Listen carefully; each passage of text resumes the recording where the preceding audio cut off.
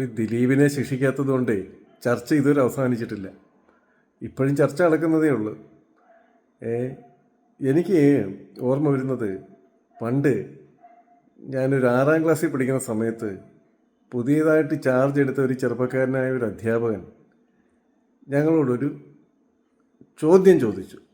അത് മറ്റൊന്നുമല്ല, തെക്ക് നിന്നും വടക്കോട്ടേക്ക് ഒരു ഇലക്ട്രിക് ട്രെയിൻ പൊയ്ക്കൊണ്ടിരിക്കുമ്പോൾ കിഴക്ക് നിന്നും പടിഞ്ഞാറേക്ക് കാറ്റടിച്ചാൽ ഈ ട്രെയിനിൻ്റെ പുക എങ്ങോട്ട് പോകും? ഉടനെ കുട്ടികൾ, അന്നൊക്കെ ഒരു നാട്ടിൻപുറത്ത് സ്കൂളിൽ പഠിക്കുന്ന കുട്ടികൾക്ക് എന്തറിയാം, അവർ പടിഞ്ഞാറോട്ട് പോകുമെന്ന് പറഞ്ഞു, ചിലർ വടക്കോട്ട് പോകുമെന്ന് പറഞ്ഞു, ചിലർ കിഴക്കോട്ട് പോകണമെന്ന് പറഞ്ഞു. പക്ഷേ തൊട്ടപ്പുറത്തെ ക്ലാസ്സിൽ പഠിപ്പിച്ചുകൊണ്ടിരിക്കുന്ന ഒരു ടീച്ചർ ഇത് കേട്ട് ചിരിച്ചു. എന്നിട്ട് അവർ കൈയും കൊണ്ട് ഇങ്ങനെ കാണിച്ചു. അപ്പോൾ ഇലക്ട്രിക് ട്രെയിന് പുകയില്ല.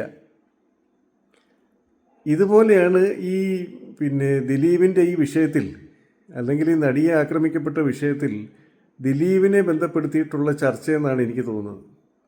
ഇത് പണ്ടും ഞാൻ പറഞ്ഞിട്ടുണ്ട്. കാരണം ഈ ദിലീപിന് ഈ പറഞ്ഞ നടിയോട് വിരോധം തോന്നാനുള്ള കാരണമെന്ന് ഇവർ പറയുന്നത് എന്താ?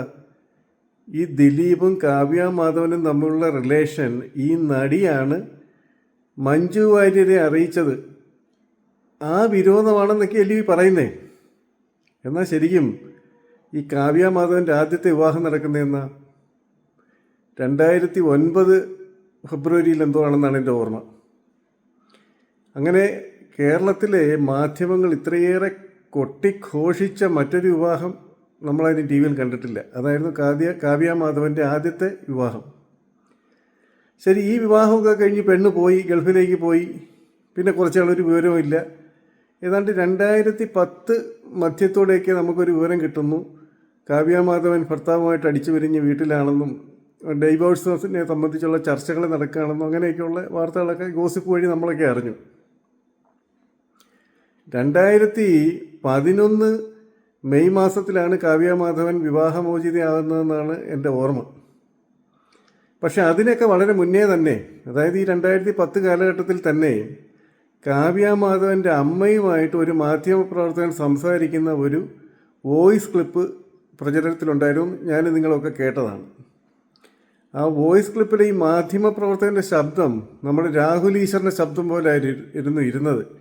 അതുകൊണ്ട് അയാളാണ് സംസാരിച്ചതെന്നൊക്കെ പറഞ്ഞിട്ടും പിന്നെ നമ്മൾ കേട്ടു. അതിൻ്റെ വസ്തുത എനിക്ക് അറിഞ്ഞൂടെ. ഏതായാലും ഈ വോയിസ് ക്ലിപ്പിൽ ഈ നിശാൽ ചന്ദ്രയുടെ, അതായത് കാവ്യ മാധവൻ്റെ ആദ്യ ഭർത്താവിൻ്റെ അമ്മ പറയുന്നത് തങ്ങളുടെ മകൻ വളരെയധികം ദുഃഖം അനുഭവിച്ചെന്നും അവള് രാത്രിയിൽ ചാറ്റിംഗ് ആയിരുന്നെന്നും, അപ്പം ഈ ദിലീപിൻ്റെ പേര് അന്നേ പരാമർശിക്കപ്പെട്ടതാണ്. അപ്പോൾ അന്നേ നമ്മളെല്ലാവരും അറിഞ്ഞു. സ്വാഭാവികമായിട്ടും മഞ്ജു വാര്യർ അറിഞ്ഞിട്ടുണ്ടാവണമല്ലോ. അതിനുശേഷം മഞ്ജു വാര്യർ ദിലീപും കൂടെ വിവാഹമോചിതമാകുന്നത് 2014. കാവ്യ മാധവൻ വിവാഹമോചിതയാകുന്നത് 2011. വീണ്ടും 3 വർഷം കഴിഞ്ഞിട്ടാണ് ദിലീപും മഞ്ജു വാര്യരും കൂടെ ഡൈവോഴ്സ് ആവുന്നത്. അതും കഴിഞ്ഞിട്ട് 2016 നവംബർ 25 ദിലീപ് കാവ്യ മാധവനെ വിവാഹം കഴിക്കുന്നത്. അപ്പോൾ 2010 നമ്മളെല്ലാവരും അറിഞ്ഞു ദിലീപും കാവ്യ മാധവനുമായിട്ടുള്ള ബന്ധമാണ് കാവ്യ മാധവൻ്റെ ആദ്യത്തെ വിവാഹം പരാജയപ്പെടാൻ കാരണമെന്നത്. ശരിക്കും പറഞ്ഞാൽ ഈ നിങ്ങളുടെ മുമ്പിൽ നിന്നുകൊണ്ട് ഈ മറ്റൊരാളുടെ ഈ വീട്ടിലെ ഈ പറഞ്ഞ കുടുംബകാര്യം പറയേണ്ടി വരുന്നതിൽ എനിക്ക് വളരെയധികം സഹതാപം എന്നോട് തന്നെ തോന്നുകയാണ്. നമ്മൾ ഇത്തരം കാര്യങ്ങളൊന്നും ചർച്ച ചെയ്യാൻ പാടില്ല. പക്ഷേ ഇന്ന് ചർച്ച ചെയ്യുന്നത് ഈ ദിലീപിനെ വീണ്ടും കുറ്റക്കാരനാക്കിക്കൊണ്ടുള്ള മാധ്യമങ്ങളുടെ വിചാരണകൾ കാണുമ്പോഴാണ്. അപ്പം 2016 ദിലീപ് കാവ്യ മാധവനെ വിവാഹം കഴിച്ചു. 2016 നവംബർ 25. നടി ആക്രമിക്കപ്പെടുന്നത് 2017 ഫെബ്രുവരി 17 അങ്ങനെ ഏതൊരു ഡേറ്റാണ്. അപ്പോൾ ഈ 2010 നമ്മളെല്ലാവരും അറിഞ്ഞ ഒരു കാര്യം, അതിന് വേണ്ടിയിട്ട് അങ്ങനൊരു കാര്യം മഞ്ജു വാര്യരെ അറിയിച്ചത് ഈ നടിയാണ്, ആ വിരോധം വെച്ചിട്ടാണ് ഈ ആക്രമണം നടത്തിയതെന്ന് പറഞ്ഞാൽ അതെങ്ങനെ വിശ്വസിക്കാൻ പറ്റുന്നേ? അതിൽ ഇലക്ട്രിക് ട്രെയിനിൻ്റെ പുക പോലെയായിപ്പോയി.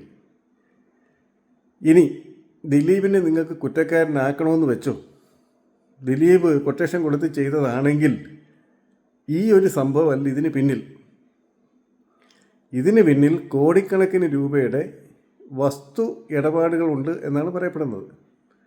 അതായത് ഈ ദിലീപും ഈ ആക്രമിക്കപ്പെട്ട നടിയും കൂടെ ചേർന്ന് ജോയിൻറ്റ് വെഞ്ചറായിട്ട് കുറേ റിയൽ എസ്റ്റേറ്റ് ബിസിനസ് ഉണ്ടായിരുന്നെന്നും ദിലീപിൻ്റെ പേരിൽ ദിലീപിൻ്റെ കാശ് കൊടുത്ത് വാങ്ങിച്ച വസ്തുക്കൾ കുറേ ഇതൊക്കെ ഈ നടിയുടെ പേരിലായിരുന്നു വാങ്ങിച്ചതെന്നും അത് ഏതാണ്ട് കോടിക്കണക്കിന് രൂപയുടെ സ്വത്തുക്കൾ ഉണ്ടായിരുന്നെന്നും ഇതിൽ തുടർന്ന് പിന്നീട് അവർ തമ്മിൽ തെറ്റുകയും അങ്ങനെയുണ്ടെന്നൊക്കെ മറ്റൊരു ഗോസിപ്പുണ്ട്.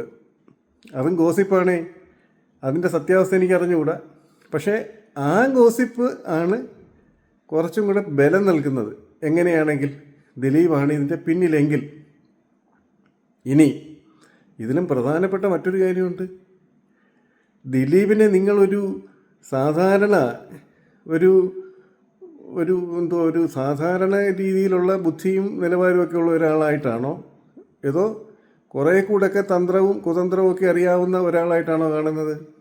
ഞാൻ ഈ രണ്ടാമത് പറഞ്ഞ കണക്ക് ഒരു വലിയ തന്ത്രശാലിയായിട്ടായിരിക്കും നിങ്ങൾ കാണുന്നത്. അങ്ങനെ തന്ത്രശാലിയായിട്ടുള്ള ഒരാൾ ഈ പറഞ്ഞ പൾസർ സുനിയെ പോലെ ഒരാൾക്കൊരു കൊട്ടേഷൻ കൊടുത്ത് ഇത് ചെയ്യിച്ചാൽ ഇത് ചെയ്യുന്നത് വിജയകരമായിട്ട് ഇരിക്കാമെന്ന് തന്നെ ഇരിക്കട്ടെ.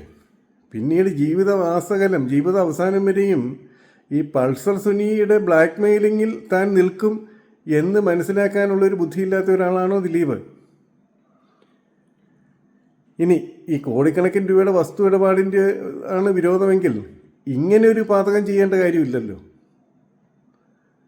ഇനി മറ്റൊന്ന്, ഈ പൾസർ സുനി എന്ന് പറഞ്ഞ ചങ്ങാതി ഇതാദ്യമായിട്ടാണോ ഇങ്ങനൊരു അക്രമം ചെയ്യുന്നത്? ഏതാണ്ട് 2 നടികളെ ഇതിന് മുന്നേ ഇവൻ ഇതുപോലെ പീഡിപ്പിച്ചിട്ടുണ്ടെന്നാണല്ലോ വാർത്തകളൊക്കെ വന്നിട്ടുള്ളത്. അപ്പോൾ അതൊക്കെ ആര് കൊട്ടേഷൻ കൊടുത്തതാ? അപ്പം എൻ്റെ ഒരു നിഗമനം എന്ന് പറയുന്നത്, ദിലീപ് ഇതിൽ കക്ഷിയാണെങ്കിൽ അതിന് കാരണം ഈ പറഞ്ഞ കാവ്യാമാധവനുമായിട്ടുള്ള ബന്ധം മഞ്ജു വാര്യർക്ക് പറഞ്ഞു കൊടുത്തു എന്നുള്ള റീസൺ അല്ല. അതാണ് ഒന്നാമത്തെ നിഗമനം. രണ്ടാമത്തെ നിഗമനത്തിനാണ് ഞാൻ കൂടുതൽ ഊന്നൽ കൊടുക്കുന്നത്. ദിലീപ് ഇതിൽ പങ്കാളിയല്ല. പൾസർ സുനി എന്ന് പറഞ്ഞ ക്രിമിനൽ അവൻ ജയിലിലാവുകയും ഇതുപോലെ പുറത്ത് ദിലീപിനെ എല്ലാവരും കുറ്റപ്പെടുത്തുന്നത് കണ്ടിട്ട് ദിലീപിനെ ഇതിനകത്ത് വലിച്ചഴച്ച് അവൻ വീണ്ടും പണമുണ്ടാക്കാൻ ശ്രമിക്കുകയും ചെയ്തു എന്നാണ് എൻ്റെ നിഗമനം. Thank you very much.